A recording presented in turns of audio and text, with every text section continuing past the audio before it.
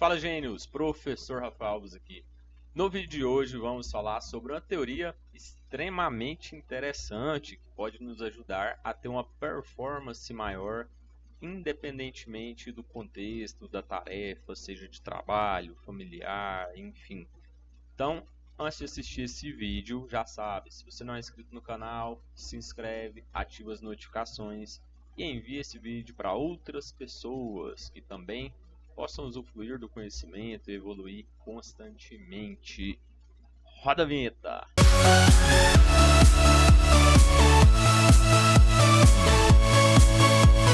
A teoria que nós vamos falar hoje foi proposta por esse pesquisador, McGill, em 1986, vários anos antes sequer este rapaz aqui ter nascido.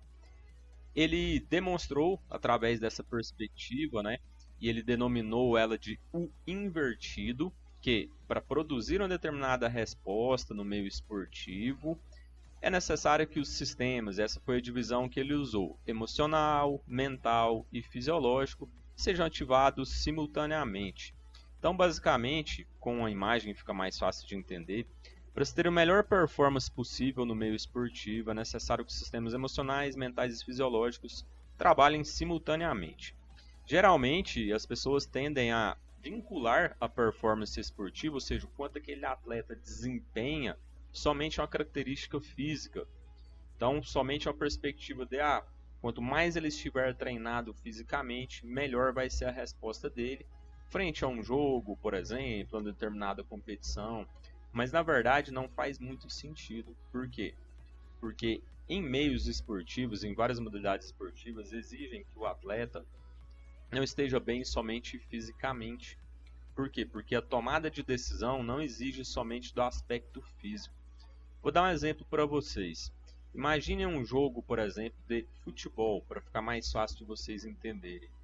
Um determinado atleta recebe um passe de outro, e naquele momento que a bola está chegando até ele, ele tem que raciocinar sobre como vai ser a sua recepção, o seu domínio daquela bola, para qual direção do campo ele vai se deslocar a partir do momento que ele receber aquela bola, como ele vai analisar todas as possibilidades possíveis de executar um toque para um atleta X, para outro, e a partir disso, como o jogo, aquela jogada deveria se desenrolar. Ele tem que pensar em todos esses aspectos para considerar a melhor possibilidade de tomar a sua decisão. Então repare que não é somente uma questão dele estar bem, por exemplo, fisicamente. Por quê? Porque se ele está bem, por exemplo, em termos de aptidão cardiorrespiratória, beleza. Mas todo esse contexto que eu expliquei para você anteriormente exige que ele esteja bem mentalmente, por exemplo, falando.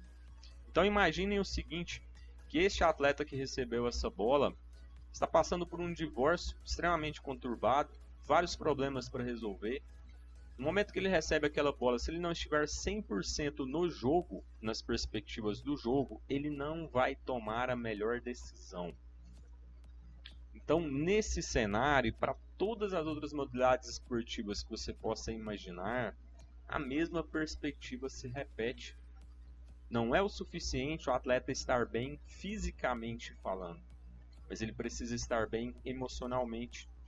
Ele precisa estar bem, inclusive, socialmente. Ele precisa estar bem emocionalmente em todos os cenários possíveis. Se alguns desses fatores não estiverem bem, com certeza vai influenciar no desempenho dele como um todo. E assim vai se remeter até outras modalidades esportivas, como por exemplo o ciclismo, que eu pratico atualmente.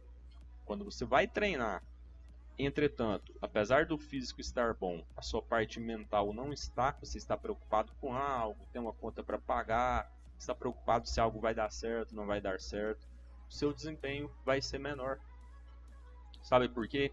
Porque para que ele seja bom o máximo possível, você precisa estar 100% presente naquele momento. E a única forma de fazer isso é se as outras áreas para além do aspecto físico também estiverem bem. Tanto que os atletas de alto rendimento, em praticamente todas as modalidades esportivas, têm acompanhamento psicológico em tempo integral, diariamente. Então, assim como eles treinam, por exemplo, a parte física, eles treinam também a parte mental. E essa parte mental não é somente um aspecto, que ele tem que ter perseverança, ele não pode desistir, ele tem que ter coragem, enfim. Não é somente nessa perspectiva, mas sim um contexto também de solucionar possíveis problemas com a família, com a parte afetiva, a parte financeira e assim sucessivamente. Agora, vamos sair do meio esportivo e vamos usar essa mesma lógica, por exemplo, para a parte profissional, independentemente da sua profissão.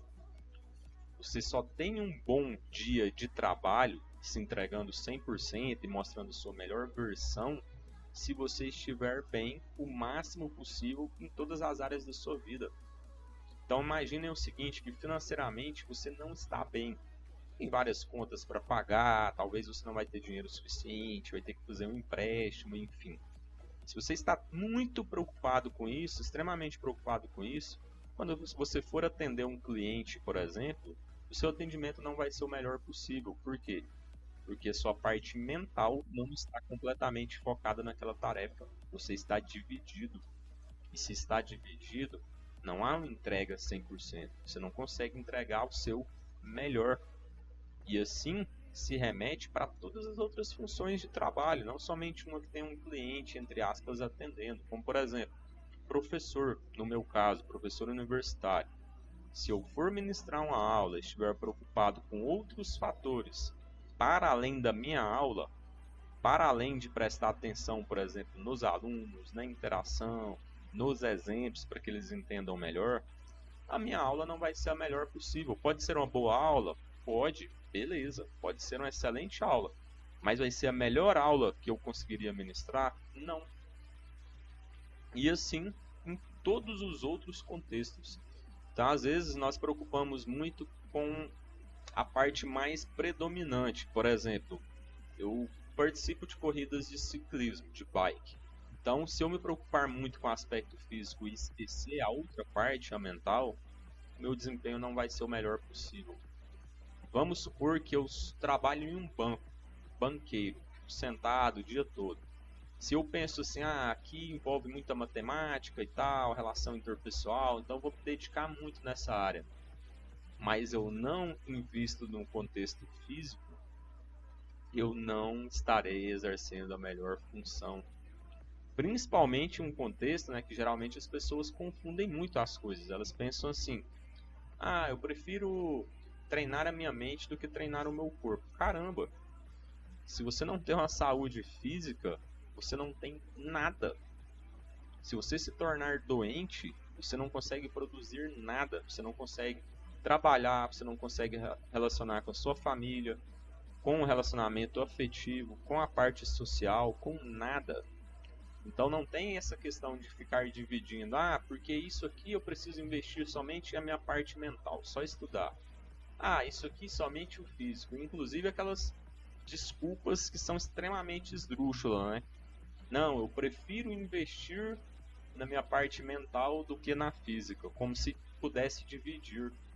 Na verdade, não é possível dividir, por quê? Porque é óbvio, né? Você não é somente a parte física, assim como você não é somente a parte mental. Nós somos o conjunto de várias áreas. Todas elas têm que trabalhar da melhor forma possível, simultaneamente, independente do que eu esteja realizando, independente do local que eu esteja inserido. Então, apesar dessa teoria do McGill ter sido proposta relacionada ao meio esportivo, ela faz sentido em todos os outros cenários, em todos os outros contextos. Se você é uma pessoa que prioriza mais uma do que outra, acreditando que somos seres divisíveis, você está completamente errado. E pode ser que você até faça determinada tarefa de uma forma legal, de uma forma boa. Por exemplo, eu sou um bom professor, beleza, sou um bom pesquisador, sou um bom atendente, sou um bom vendedor, beleza. Entretanto, você não é o melhor possível. Você não é a versão melhor possível. Você sempre ficou aquém do que você pode chegar. E a única maneira de se chegar lá, no topo, no ápice, aqui, é se você entender o que precisa ser melhorado em todas as áreas da sua vida, entendendo que você é um conjunto delas. E assim, meus amigos e amigas, com certeza poderemos chegar o mais próximo possível da perfeição. Óbvio, não será perfeito, mas podemos chegar o mais próximo possível. É isto, esse foi o vídeo de hoje, bastante reflexivo, espero que você tenha gostado. Se tiver gostado, se tiver alguma sugestão, não gostou, enfim, deixa seu comentário aqui, não esquece de seguir o canal, isso é extremamente importante para eu continuar vindo aqui compartilhando conhecimento com vocês. Vamos para cima!